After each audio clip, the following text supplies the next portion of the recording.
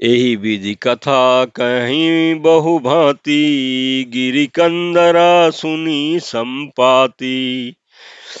बाहिर होई देखी बहु कीसा, मोहि आहार जिन दिन जगदीशा। आजु सबई कह भक्षण करहूं, दीन बहु चले आहार बिनु मरऊं। कबहु न मिल बरि उदर आहारा, आजु दिन विधि कहीं बारा। डर पे गीत बचन सुनि काना, अब भा मरन सत्य हम जाना। कपि सब उठे गीत कह देखी, जामवंत मन सोच विशेषी। कह अंगद विचारि मन माही, धन्य जटाऊ सम को नाही। राम काज कारण तनु त्यागी, हरिपुर गयऊं परम बड़ भागी। पुनि खग हरस शोक जुत बानी, आवा निकट कपिने भय मानी। तिनहि अभय करि पूछे सिजाई, कथा सकल तिन ताहि सुनाई। सुनि संपाति बधु बंधु के करनी, रघुपति महिमा बहु विधि बरनी। मोहि ले जाऊं सिंधु तट, देऊं तिलांजलि ताहि। बचन सहाय करबी मैं, पैहूं खोजहूं जाहि। प्रमात सियावर रामचंद्र शंकर जी भजो। किष्किंधा कांड दोहा 27।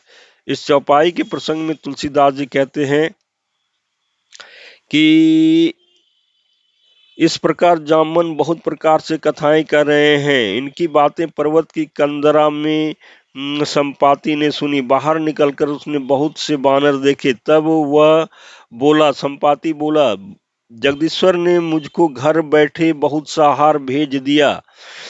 आज इन सबको खा जाऊंगा। बहुत दिन बीत गए, भोजन के बिना मर रहा था। पेट भर भोजन कभी नहीं मिलता। आज विधाता ने एक ही बार में बहुत सा भोजन दे दिया। गिद्ध के वचन कानों से सुनते ही सब डर गए कि अब सचमुच ही मरना हो गया।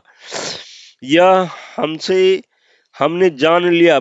फिर उस गिद्ध संपाति को देखकर उस सब वानर उठ खड़े हुए। जामवन ने मन में विशेष सोच हुआ। अंगद ने मन में सोच विचार के कहा, आहा, जटायु के समान धन्य कोई नहीं है। श्री राम जी के कार्य के लिए शरीर छोड़कर वह परम बड़भागी भगवान के परम धाम को चले गए।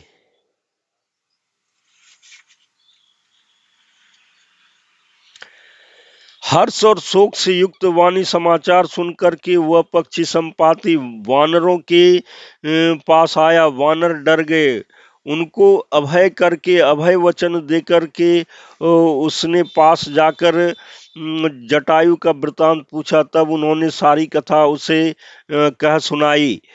भाई जटायु की करनी सुनकर संपाति ने बहुत प्रकार से श्री रघुनाथ जी की महिमा वर्णन की। उसने कहा, मुझे समुद्र के किनारे ले चलो, मैं जटायु को तिलांजलि दे दूं। इस सेवा के बदले मैं तुम्हारी वचन से सहायता करूंगा। अर्थात सीता जी कहाँ है सो मैं बतला दूंगा। जिसे तुम खोज रहे हो उसे पा जाओगे।